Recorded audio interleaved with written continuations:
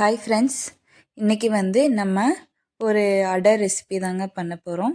இது கேரளாவில் most popular ஒரு பாயசத்துக்கு பண்ணக்கூடிய ஒரு அடைப்பிரதமன் பாயசத்துக்கு பண்ணக்கூடிய அடைங்க. இது நம்ம வீட்லேயே எப்படி ஹோம்மேடாக பண்ணி வச்சுக்கலாம் அப்படிங்கிறத பார்க்கலாம் வாங்க. இது ஒரு 6 மாதம் ஆனாலும் கெட்டு போகாது. அந்தளவுக்கு நம்ம ஒரு டைம் பண்ணி வச்சுட்டா நம்ம எப்போ வேணாலும் பாயசம் பண்ணிடலாம். அதுக்கு ஃபஸ்ட்டு நான் ஒரு அரிசி மாவு, இடியாப்பம் மாவு எடுத்துக்கோங்க. இது கரெக்டாக இருக்கும். 1 கப் சேர்த்துக்கோங்க. ஒரு அரை டேபிள் ஸ்பூன் உப்பு சேர்த்துக்கோங்க. இப்போ இது கூட கொஞ்சம் போல் தேங்காய் எண்ணெய் சேர்த்துக்கோங்க. இப்போ ஹாட் வாட்டர் ஊற்றிக்கோங்க. இது எல்லாத்தையும் நம்ம இடியாப்பு மாவு பிசையோம்ல அந்த மாதிரி பிசைஞ்சுக்கோங்க. இது ரொம்ப ரொம்ப ஈஸியான மெத்தடுங்க. அதனால தான் நான் அடப்பிரதமன் பண்ணுறக்கு நான் பாயசம் பண்ணுறதுக்கு முன்னாடி நான் உங்களுக்கு இந்த ரெசிபி சேனலில் போடுறேன்.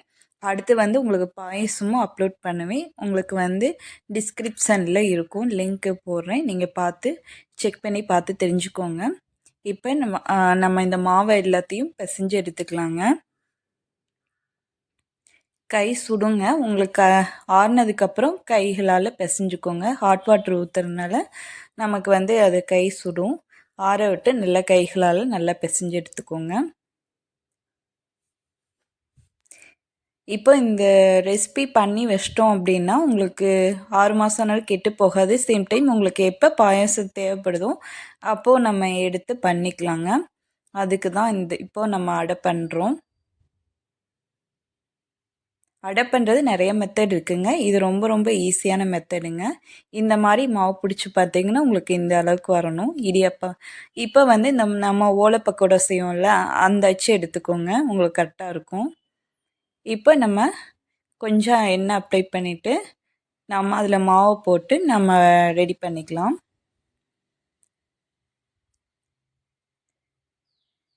இப்போ எண்ணெய் எல்லா பக்கம் அப்ளை பண்ணிக்கோங்க கம்ப்ளீட்டாக. நான் தேங்காய் எண்ணெய் தான் அப்ளை பண்ணியிருக்கேன். தேங்காய் எண்ணெய் நல்லா ஃப்ளேவராக நல்லா இருக்குங்க. இப்போ மாவு எடுத்து நம்ம இடியாப்ப அச்சில் போட்டுக்கலாங்க. உங்களுக்கு தேங்காய் எண்ணெய் ஃப்ளேவர் பிடிக்கல அப்படின்னா நெய் தடவிக்கோங்க.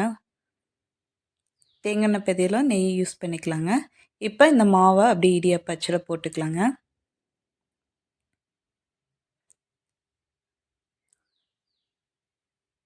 இப்போ நம்ம இதை க்ளோஸ் பண்ணிவிட்டு நம்ம பிழிய ஆரம்பிச்சிடலாம்.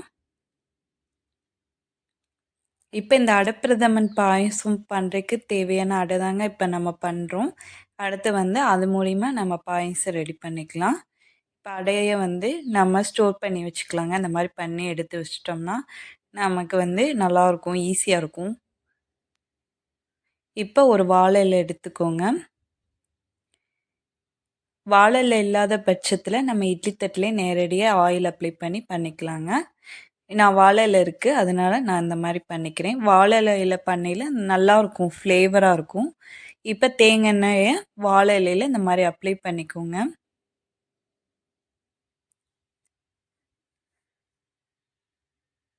இப்போ நம்ம பிழிய ஆரம்பிச்சிடலாங்க.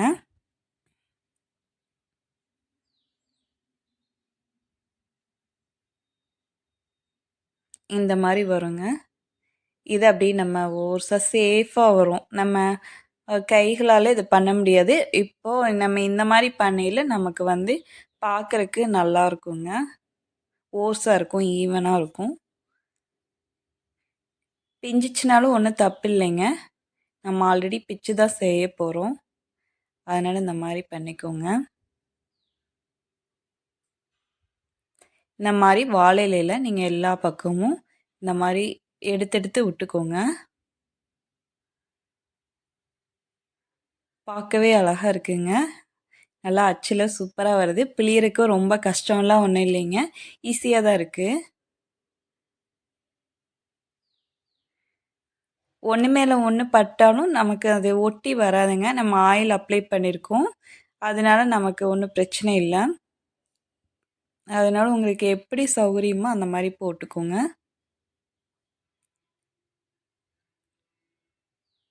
இந்த மாதிரி எடுத்து விட்டுருக்கேங்க. பிஞ்சாலும் பரவாயில்லைங்க. இந்த மாதிரி போட்டு நம்ம வேக வைக்கிறப்போ தான் போகிறோம், அதனால் ஒன்றும் தப்பில்லை.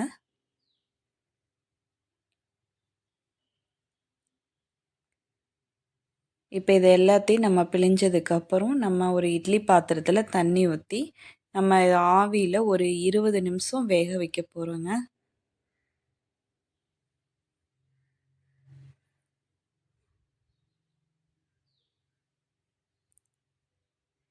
ஒன்று மேலே ஒன்று பட்டாலும் நமக்கு வெந்து வரையில் நமக்கு எடுக்கிறதுக்கு ஈஸியாக தான் இருக்கும், ஒன்றும் பிரச்சனை இல்லை.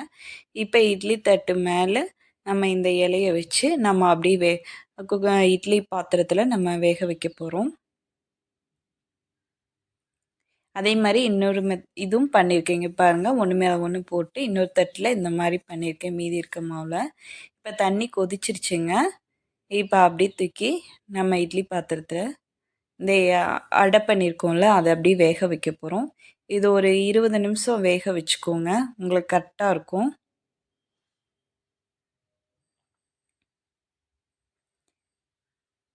நல்லா க்ளோஸ் பண்ணிக்கோங்க இலையை. நம்ம மூடி போட்டு மூடி வைக்க போகிறதுனால நல்லா க்ளோஸ் பண்ணி இது பண்ணிக்கலாம். அவ்வளோதான்.